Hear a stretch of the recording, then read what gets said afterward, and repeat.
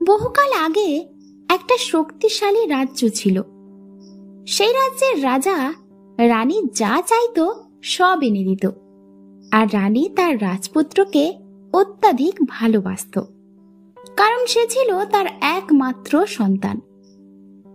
সে রাজকুমারকে রাজ্যের সব থেকে ভালো জিনিসগুলো দিত, ভালো ভালো পোশাক, ভালো ভালো খাবার, শিক্ষার জন্য সব থেকে ভালো শিক্ষক। আস্তে আস্তে দিন এগোয় আর রাজকুমারের বিয়ের বয়স হয়ে যায়। একদিন রানী রাজকুমারকে ডেকে বলে, রাজকুমারের বিবাহ রাজকুমারীর সাথেই হওয়া উচিত, কিন্তু সেটা তোমাকেই খুঁজতে হবে। নিজের স্ত্রীকে বাছার সময় কিছু কথা মনে রেখো। শুধু রাজার কন্যাই হলে হবে না, তাকে হতে হবে কোমল, বুদ্ধিমতী, মিশুকে এবং হাসি খুশি স্বভাবের। আর সব থেকে বড় কথা, সে যেন সবাইকে সম্মান দিতে পারে। ভালো রাজকুমারীর বুঝতে পারবে তার গলা শুনে। প্রকৃত রাজকুমারীর কণ্ঠ হবে মধুর, তার কথা হবে মার্জিতপূর্ণ, তার কথা শুনে যেন মনে হয় সে একজন শিক্ষিত নারী। মায়ের কথা শুনে এবং তার আশীর্বাদ নিয়ে রাজকুমার বেরিয়ে পড়ে রাজকুমারীর খোঁজে। ঘোড়ায় চেপে পৌঁছালো পাশের রাজ্যে, কারণ সে শুনেছিল সেখানকার রাজকুমারীরও বিবাহের কথা চলছে। সেখানে গিয়ে রাজকুমার রাজার কাছে নিজের পরিচয় দেয়। রাজাও তাকে দেখে খুব আপ্লুত হয় এবং তাকে নিজের মেয়ের ঘরে নিয়ে যায়। সেখানে রাজকন্যা একা বসে বসে বই পড়ছিল। রাজকুমারীকে দেখে রাজকুমারের পছন্দ হলো। রাজকুমারী কবিতার বই পড়ছে দেখে সে জিজ্ঞাসা করল, রাজকুমারী, আপনি কি কবিতা পড়তে ভালোবাসেন? রাজকুমারী বলে, হ্যাঁ রাজকুমার, আমি কবিতা পড়তে খুব ভালোবাসি। রাজকুমারীর গলা শুনে রাজকুমার অবাক হয়ে যায় এবং পাশের রাজ্যে যেতে হবে বলে সেখান থেকে চলে যায়। এরপর রাজকুমার মনের দুঃখে এগোতে থাকে। পরের রাজ্যে গিয়ে পৌঁছায় সে। সেখানেও রাজাকে নিজের পরিচয় দেয়। রাজা তাকে নিয়ে যায় রাজকুমারীর ঘরে। সেখানে গিয়ে রাজকুমার দেখে রাজকুমারী খেতে ব্যস্ত। রাজকুমার তার সাথে কথা বলতে গেলেও সে কোনো উত্তরই দেয় না, কারণ সে খেতেই ব্যস্ত। এবারেও সে সেখান থেকে বেরিয়ে গেল। এইভাবে দিন যায়। রাজকুমার নিজের স্ত্রী করার উপযোগী কাউকেই পায় না। সে হতাশ হয়ে আবার নিজের রাজ্যে ফিরে আসে। রাজকুমার রানী ও রাজাকে নিজের সফরের কথা বলে নিজের ঘরের দিকে চলে যায়। রাজকুমার জানলায় দাঁড়িয়ে থাকে। ঠিক তখন বৃষ্টি শুরু হয়। খানিকক্ষণ পরে সে লক্ষ্য করে একটা মেয়ে মাথা মুড়ি দিয়ে রাজপ্রাসাদের মূল ফটক দিয়ে প্রাসাদের দিকে এগিয়ে আসছে। তাকে দেখতে পেয়ে রাজকুমার নিচে নেমে আসে। মেয়েটা বলে, বৃষ্টির জন্য আমার গাড়ি খারাপ হয়ে গেছে, আর আশেপাশের কোনো বাড়িও নেই যে আমি গিয়ে আশ্রয় নেব। আপনি যদি আজকের দিনটার জন্য আমাকে আশ্রয় দেন। মেয়েটার গলা শুনে রাজকুমারের পছন্দ হয়। সে সাথে সাথে মাকে ডাকতে যায়। রানী রাজকুমারের সাথে নিচে নেমে আসে আর এসেই রাজকুমারীকে চিনতে পারে এবং বলে, ও রাজকুমারী হতেই পারে না, ওর সাথে কোনো লোকও নেই। একজন রাজকুমারী এই বৃষ্টির দিনে কেন একা একা রাস্তায় বেরোবে? রাজকুমার বলে, কিন্তু মা, আমার ওকে খুব ভালো লেগেছে।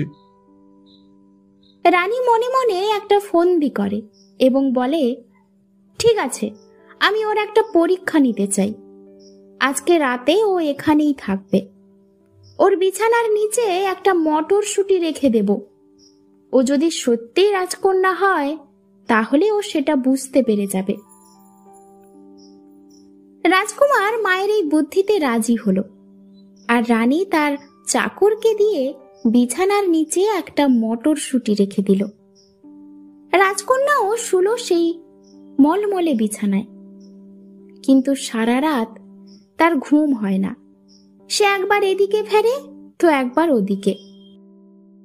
পরের দিন সকালে চাকর মেয়েটার কাছে এলে সে বলল, আমার শরীর খুব খারাপ লাগছে, সারা রাত ঘুমাতে পারিনি, মনে হচ্ছে বিছানায় যেন ইট পাতা আছে। এই কথা তুমি রাজকুমারকে বলো না, তাহলে সে মনে খুব দুঃখ পাবে। কিন্তু চাকর কি শোনে তার কথা? সে ছুটে যায় রাজসভায় এবং সব কথা বলে। রাজা, রানী, রাজকুমার সবাই আসে মেয়েটির কাছে। রাজকুমার বলে, আমি ঠিকই বুঝেছিলাম আপনি রাজকুমারী, আমার বিবাহের প্রস্তাব গ্রহণ করুন। রাজকুমারী বলে, আমি আপনাকে বিয়ে করতে রাজি আছি, কিন্তু আমাকে আর এই বিছানায় শুতে দেবেন না। রাজকুমারীর কথা শুনে সবাই হেসে ওঠে।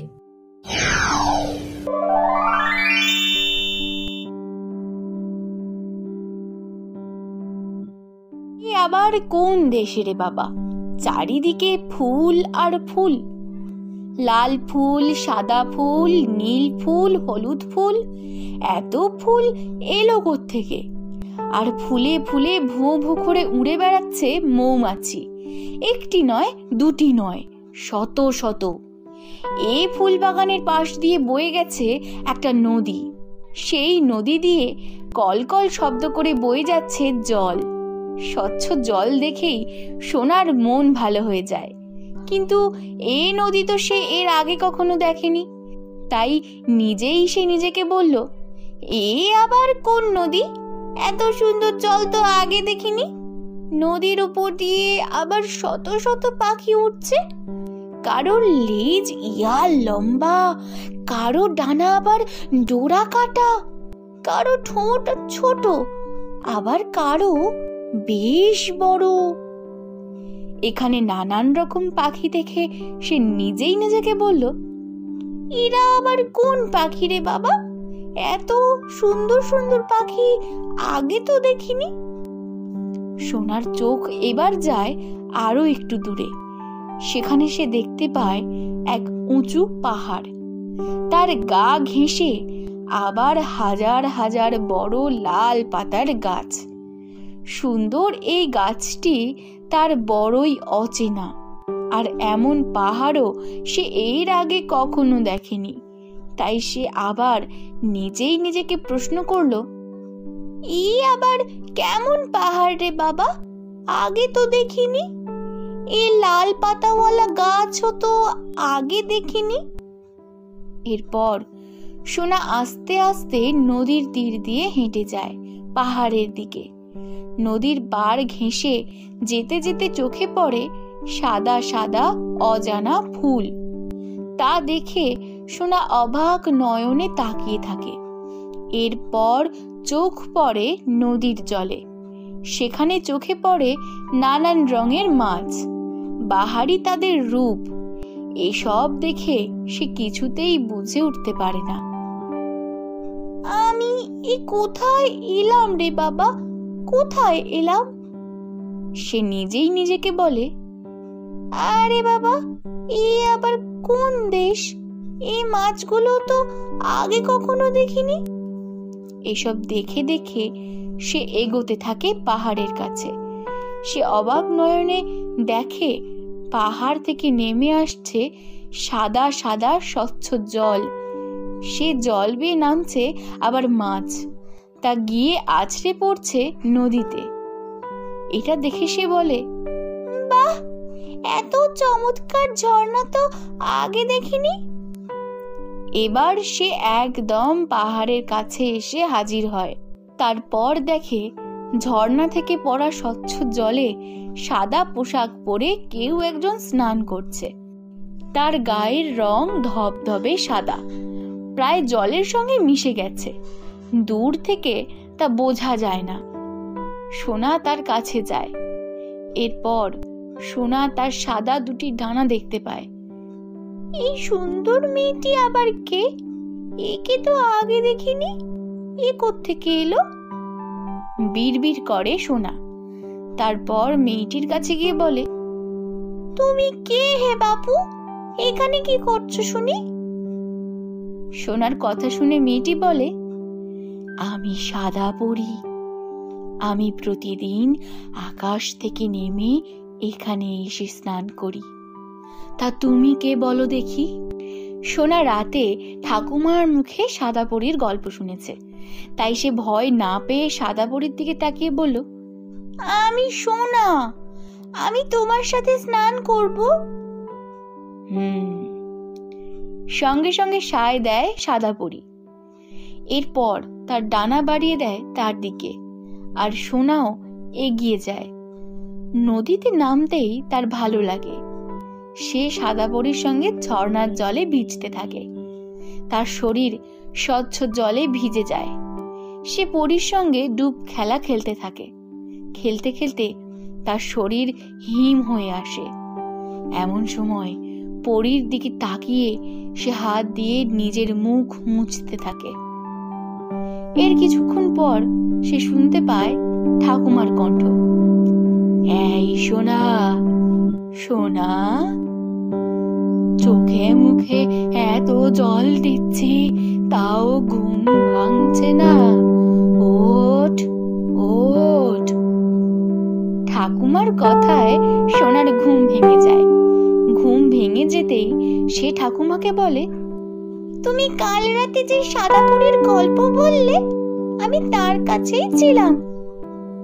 ঠাকুমা সোনার কথা শুনে মুচকি হেসে বলেন, তুই তো ঘুমোচ্ছিলি সোনা, স্কুলে যেতে হবে, ওঠো সোনা, আজ রাতে তোমাকে নীল পরীর গল্প শোনাবো, কেমন? এখন দ্রুত উঠে পড়ো। ঠাকুমার মুখে নীল পরীর কথা শুনেই সোনা লাফ দিয়ে ঘুম থেকে উঠে পড়ে। তাড়াতাড়ি তৈরি হয়ে স্কুলে যেতে হবে, না হলে নীলপরীর গল্পটা ঠাকুমা মোটেও বলবে না। তার ঠাকুমা আবার বেশ রাগী, কথা না শুনলে গল্পই বলে না। তাই সোনা ভালো মেয়ের মতো ঠাকুমার কথায় ঘুম থেকে উঠে পড়ে নীলপরীর গল্প শোনার জন্য আশায় থাকে সে। Thank you.